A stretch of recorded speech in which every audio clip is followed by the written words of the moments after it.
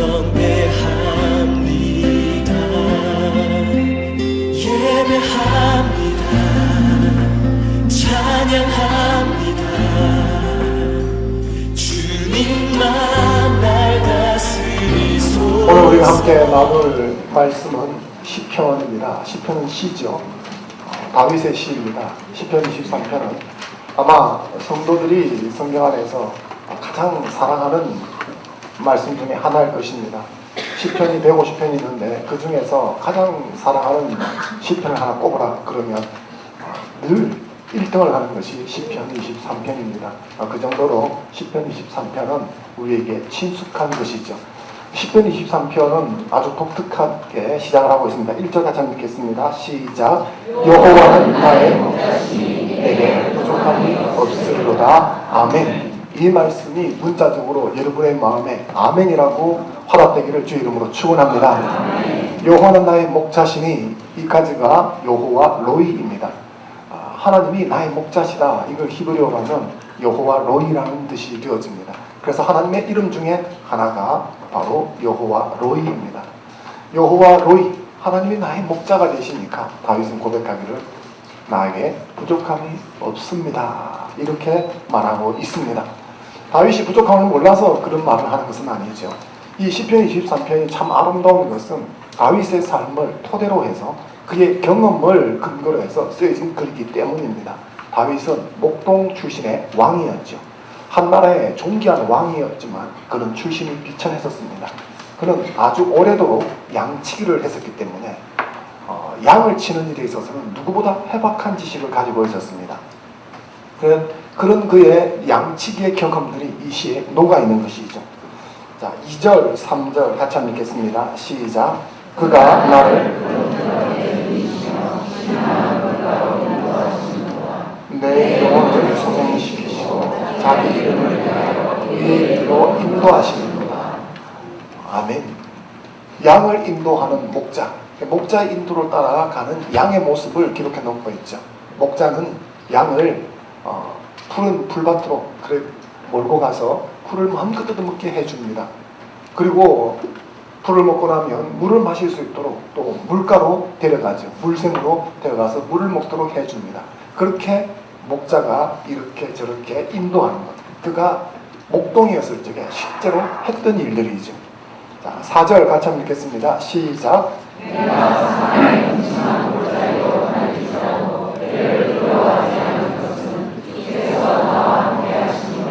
주의 지팡이와 막대기가 나를 안위하시나이다. 아멘. 팔레스틴 지형을 보게 되어지면 남북으로 또 동서로 그렇게 큰 땅이 아닙니다. 그런데 평야지대가 주로 서쪽 해변가에 주로 있습니다. 그러니까 동쪽으로 그리고 남쪽으로 내려올수록 땅이 산지가 많습니다.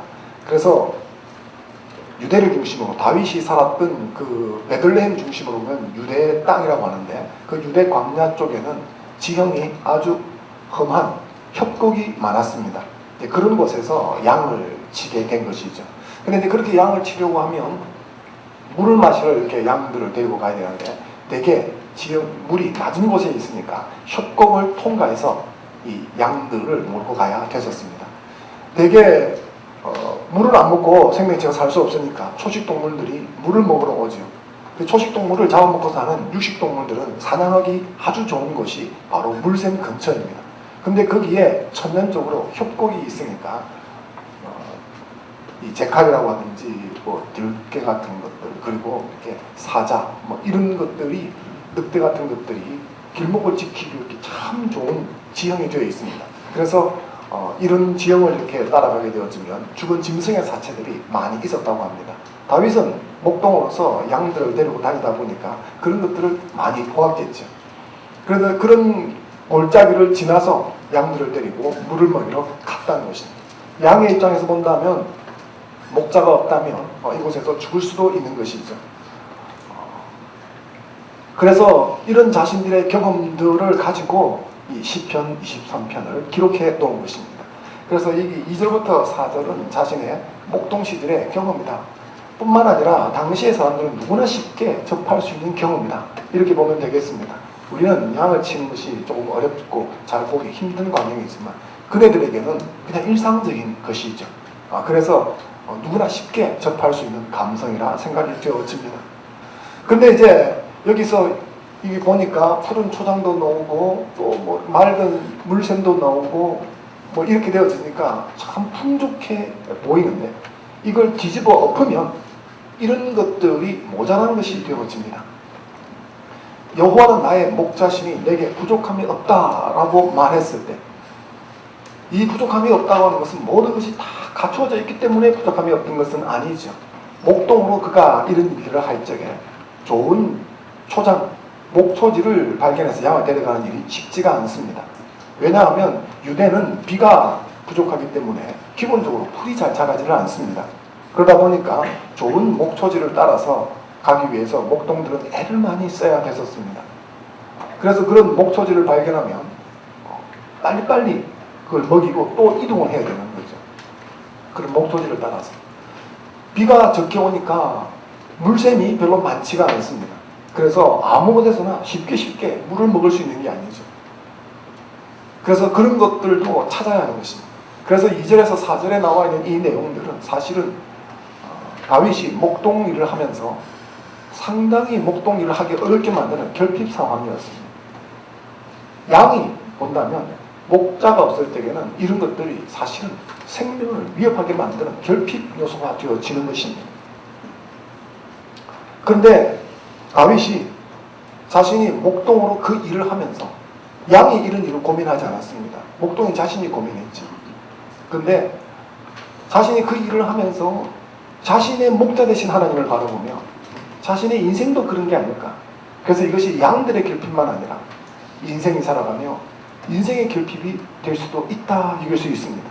그래서 다윗이 자신의 인생도 여기에 녹아나 있는 거죠. 우리가 익히 아는 대로 다윗은 파란만장한 삶을 살았습니다. 그 인생의 모든 것이 다 채워져서 탄탄대로였다. 그렇지는 않습니다. 다윗의 인생 같은 인생은 정말 드라마틱한 인생이죠. 드라마로 보기는 좋지만 살기는 힘든 게 드라마틱한 인생입니다. 그러므로 드라마틱한 인생을 별로 근무할 필요는 없을 것 같습니다. 다윗의 인생은 정말 드라마틱했던 거죠. 10대에 정점에 한번 방점을 찍다가 그때부터 얼마나 핍박을 받으며 살았는지. 그래서 이 푸른 초장 뒤집으면 목초지가 없는 것은 양에게는 먹고 사는 문제가 걸리고 생명이 걸린 것이죠. 이건 경제적인 문제라 할 수 있습니다. 그러니까 다윗은 자신의 삶에서 이런 경제적인 어려움을 많이 겪었습니다. 모든 것을 다 빼앗기고 정치 없이 유랑하니까 어떻게 경제적인 문제가 위협이 되지 않겠습니까? 쫓기고 쫓기다가 결국 그는 광야로 들어가서 사람이 살 수 없는 척박한 환경 속에서 살아가야만 했었습니다. 당장 먹을 게 없는 상황 속에 놓였습니다. 이것은 큰 위협이 되고 오늘날도 그렇죠. 돈 때문에 폐륜이 일어나지 않습니까? 아들이 부모를 죽입니다. 아내가 보험금 때문에 남편을 죽입니다. 이런 일들은 이제 더 이상 뉴스가 되지 못하는 것이죠. 경제적인 문제 때문에 우리가 얼마나 많은 고통을 겪는지 모릅니다. 그래서 생각합니다. 돈이 많으면 좋겠다. 생각을 합니다. 돈다발에 깔려 한번 죽어봤으면 좋겠다. 진짜 그렇지는 않겠죠. 우리는 늘 돈의 결핍을 느끼고 돈 때문에 모든 문제가 생긴다고 이 경제적인 문제가 제일 앞에 있다고 생각을 합니다. 꼭 그렇지는 않습니다. 살아가면서 돈 때문에 돈의 결핍만, 경제적인 문제만 우리를 어렵게 하겠습니까? 쉴만한 물가, 이건 쉼을 말하는 것이죠. 안식을 이야기하는 것입니다. 다윗의 삶 속에는 안식이 없었습니다. 쉴 수가 없었습니다. 머리 둘 곳이 없었습니다. 부모의 집에서 성장할 때부터 그랬고 결혼을 했어도 그랬고 이제 사울 왕에게 쫓기면서도 그에게는 쉼이 없었습니다. 열심히 살았습니다. 그러나 쉴 수가 없었습니다. 이것은 오늘날 현대를 살아가는 저와 여러분도 마찬가지일 수가 있습니다. 직장을 다니는 사람들에게 설문조사를 해봅니다. 당신이 제일 하고 싶은 일이 뭐냐? 그렇게 물으면 늘 1위로 꼽히는 것이 동일합니다. 뭔 줄 아시겠습니까? 여행이 됩니다. 이제 여행이 뭐냐? 버뮤다 군도에 가서 여자친 사이에다가 해먹을 갖다 걸고 거기에 들어 누워가지고 펀치 소다수를 마시면서 음악을 들으면서 그리고 이 흔들리는 그 위에서 잠을 한숨 자는 것이다. 실제로 가보면 그렇게 할 수 있는지도 모르겠습니다. 나는 그만큼 오늘 내가 살아가는 이 현장에서 쉼이 없다. 그래서 어쨌든 간에 좀 한번 쉬어보고 싶다. 그래서 여름 휴가를 내가지고 가족과 함께 괌이라든지 필리핀이라든지 이런 데 한번 가서 그렇게 해보고 싶다 하고 갔다 오면 파김치가 되어서 돌아오지. 다시는 가나 봐라. 특히 가장들은 더 그런 것 같습니다. 쉼이 없다는 말은 스트레스를 받는다는 것이죠. 내 영혼이 파리해져 간다는 것입니다. 참된 쉼을 경험하면 이 몸이 살아나고 영혼이 살아나는 것입니다. 왜 사람이 휴식을 취하고 안식을 얻으려고 할까요? 내가 지쳐간다, 탈진된다, 소진된다 이렇게 느끼기 때문입니다. 우리가 인생에서 만나는 위험 중에 하나 이런 것이죠. 너무 바쁘기도 하고 혹은 갇혀져 있어도 내 마음이 편하지 않기 때문에 평강이 없어서 고통스러운 것입니다. 이게 인생에서 우리를 힘들게 하는 결핍 요소가 되어지지. 그뿐만이 아닙니다. 인생을 살다 보면 어디로 가야 하는지 모르는 것도 큰 고통입니다. 양은 그 특성이 어디로 가는지 잘 모른다고 합니다. 그래서 성경은 말하기를 우리는 다 양 같아서 그릇 행하여 각기 제 길로 갔다 라고 말하는데 양의 속성을 보고 관찰해서 나온 말씀입니다. 이 팔레스틴 유대 광야에서는 종종 양들이 구렁텅이에 빠져서 이 협곡 사이에 조그만한 이 동굴 같은데 빠져가지고 나오지 못하고 거기서 울부짖는 경우가 제법 많이 있다고 합니다. 그래서 요즘은 좀 덜하지만 예전에는 이 목동의 어깨에 양을 이렇게 짊어지고 걸음을 옮기는 그런 장면들이 나오는데 바로 그때 목동에 내려가서 건져 올리는 장면을 그려놓은 것입니다. 그것은 양이 근시기 때문에 발 앞에 있는 풀만 이렇게 뜯고 그게 어디로 가는지 모르고 그냥 풀만 뜯다가 그냥 팍 빠져버리는 겁니다. 바로 앞에 있는 양이 하나 먹고 가면 그냥 줄줄이 가서 빠집니다. 이 양이 그런 것이죠. 근데 다윗의 경우를 봐도 그렇죠. 다윗이 힘들 때가 무엇인가 하면 어디로 가는지 모른다라는 것입니다. 이 세월이 언제까지 그럴지도 모르겠다라는 거죠. 언제까지 이렇게 방랑하며 떠돌며 내일 없는 삶을 살 것인지 그가 잘 모른다. 이게 어려운 거죠. 여러분 세월이 흘러가면 어디로 가는지 아십니까? 노래 가사에 보니까 잘 모른다고 되어 있더라고요.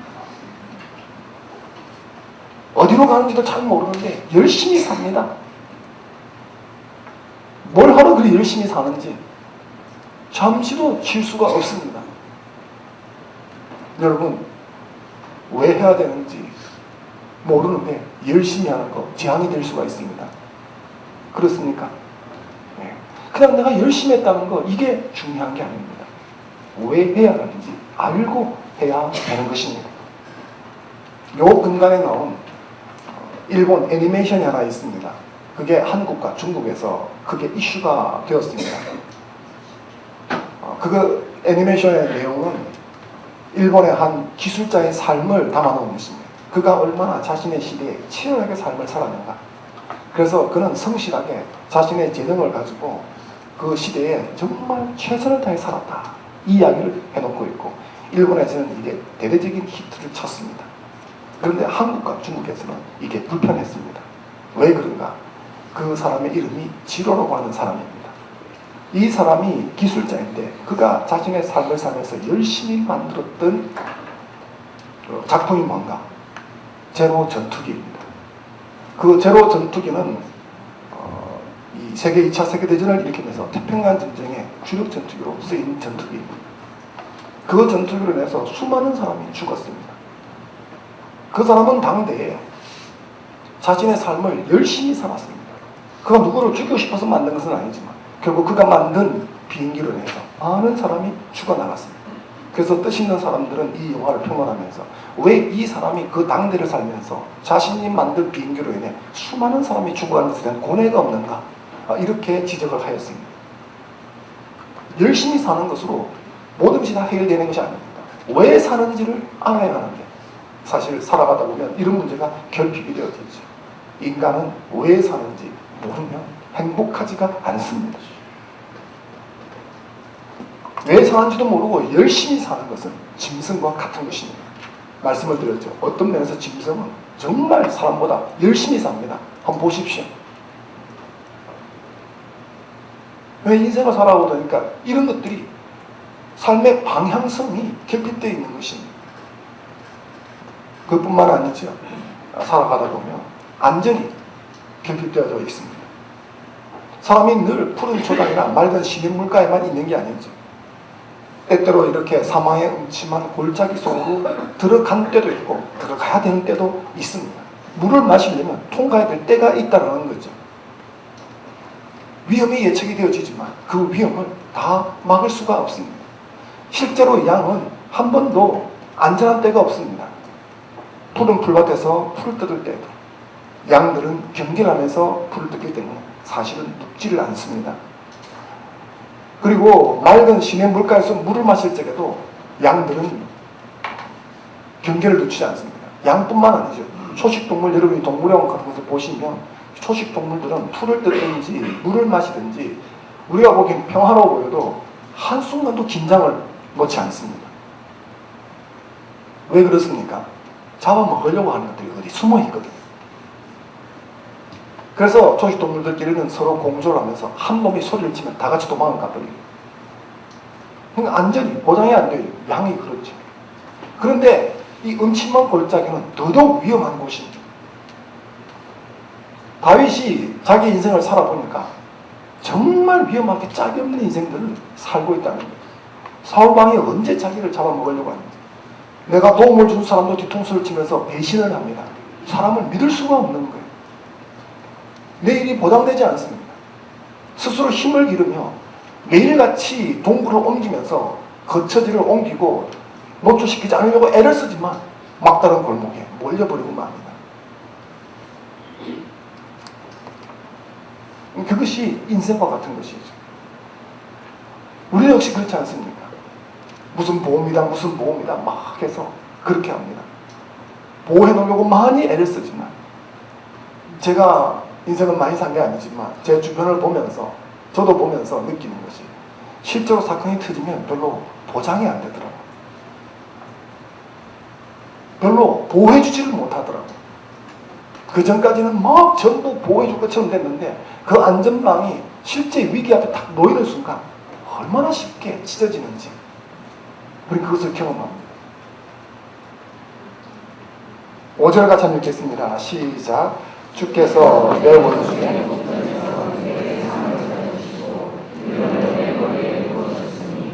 장이 넘치나이다. 아멘. 이것은 목동의 경험은 아닙니다. 그러니까 다윗의 삶의 경험이죠.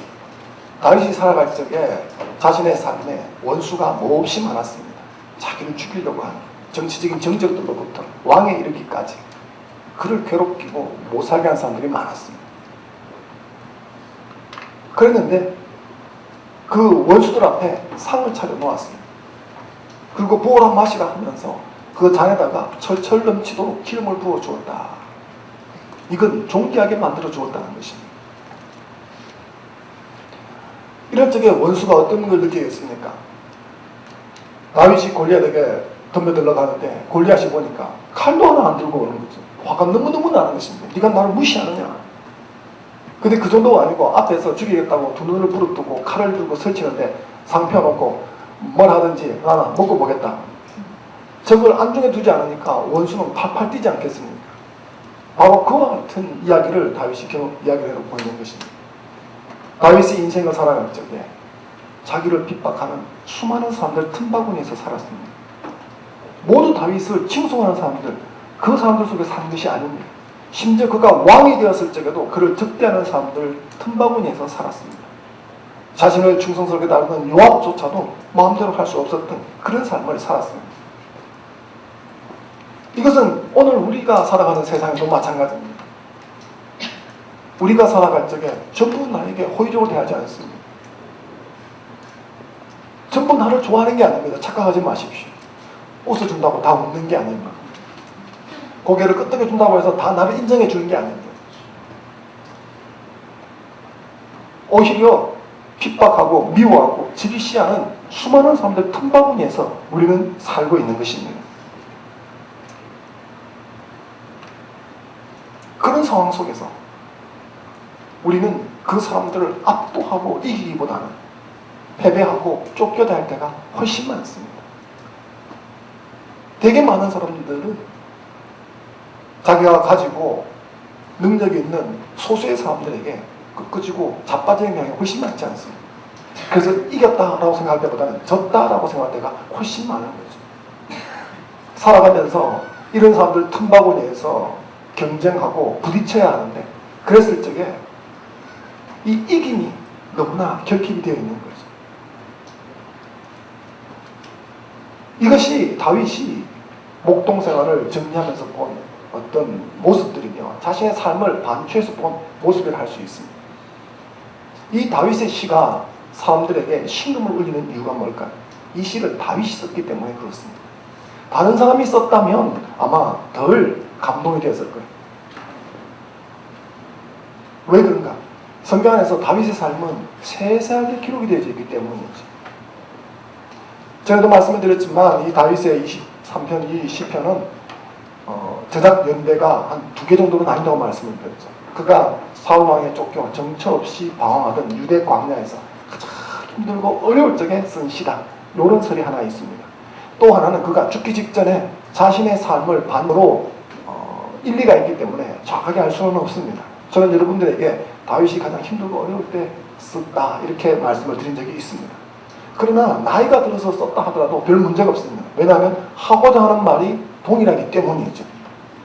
내가 정말 힘들고 어려워서 결핍과 부족이 있는데도 불구하고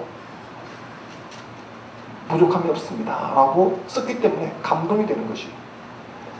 그가 왕이 되어서 자신의 인생을 반추해보면서 내가 왕이었기 때문에 그래서 내 재능과 능력이 탁월했기 때문에 부족함이 없었다고 말하지 않고 내가 이 자리에 와 있는 이 모든 것이 하나님의 은혜로 되었기 때문에 그러하다 말하기 때문에 감동이 되는 것입니다.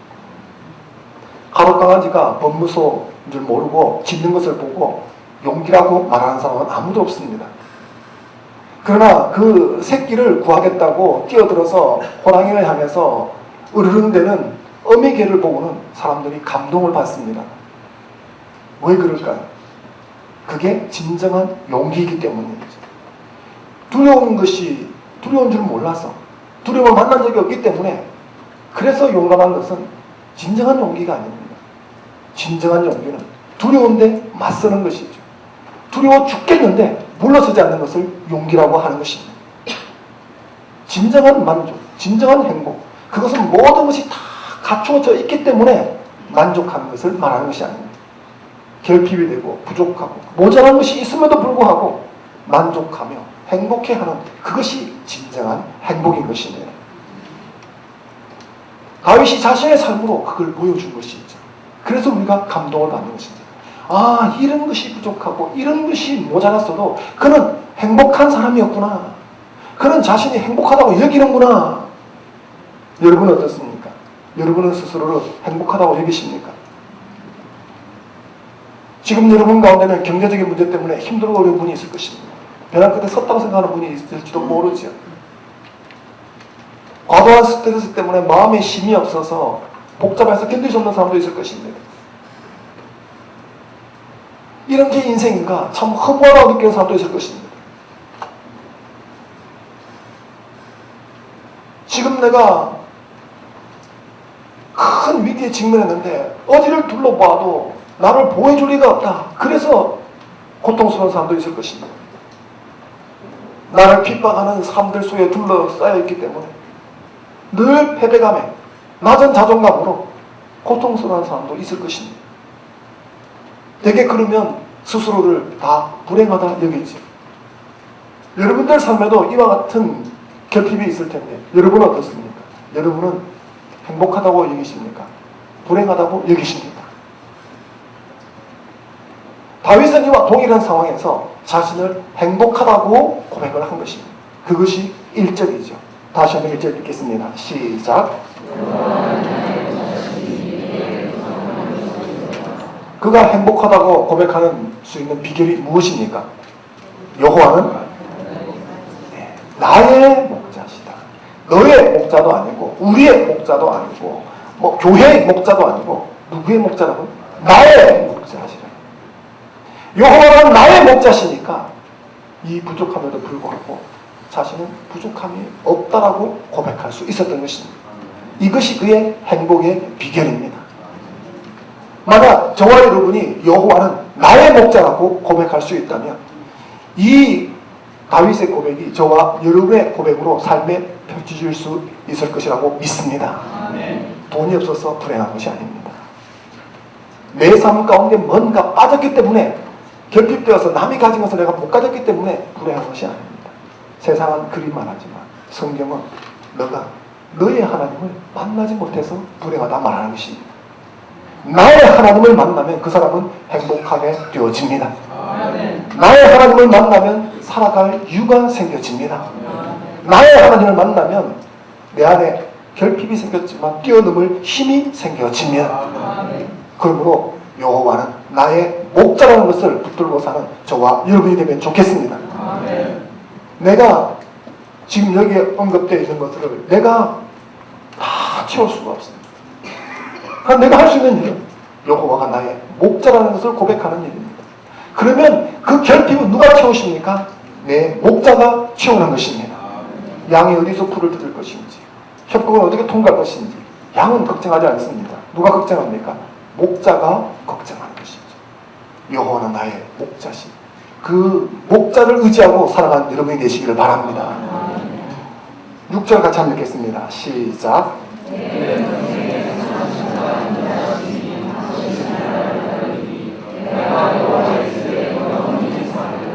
아멘.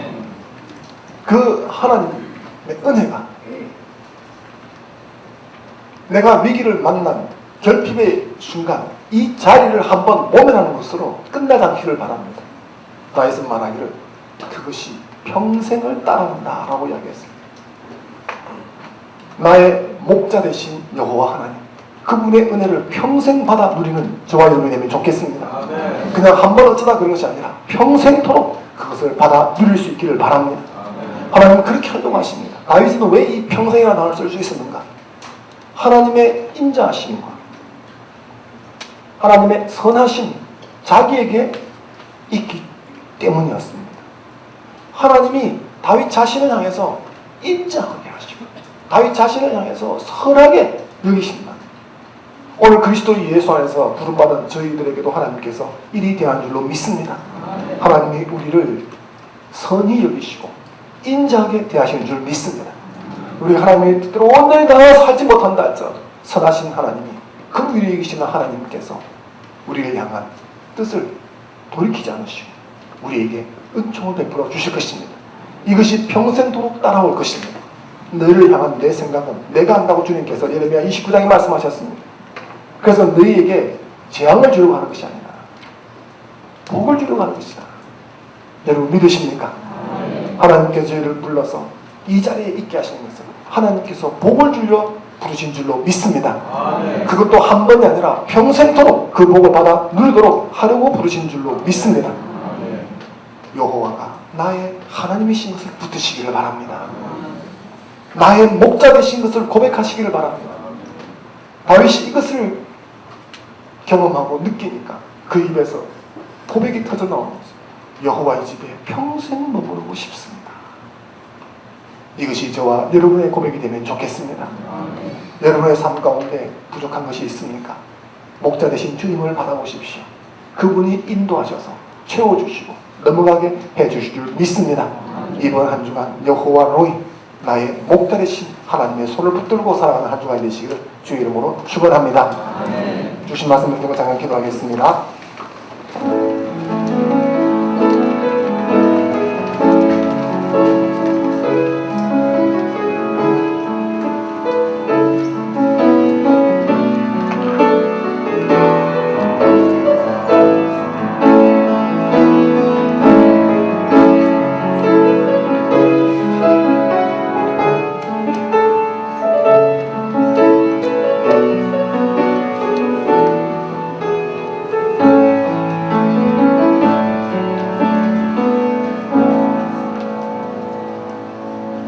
우리의 목자 되신 주님, 주님의 우리 목자가 되신 부족함이 없다는 고백이 절로 튀어나오게 될 줄 믿습니다.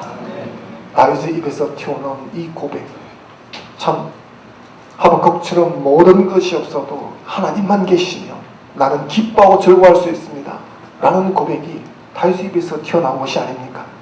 다윗의 입에서 튀어나왔던 것처럼, 하박국 선지자 입에서 튀어나왔던 것처럼 주여 오늘 내 입에서도 튀어나오게 하여 주시옵소서. 여호와는 나의 목자시니 내가 부족함이 없습니다. 이 한 주간 이 말씀을 경험하는 삶이 되게 하여 주옵소서. 예수님의 이름으로 기도드렸습니다.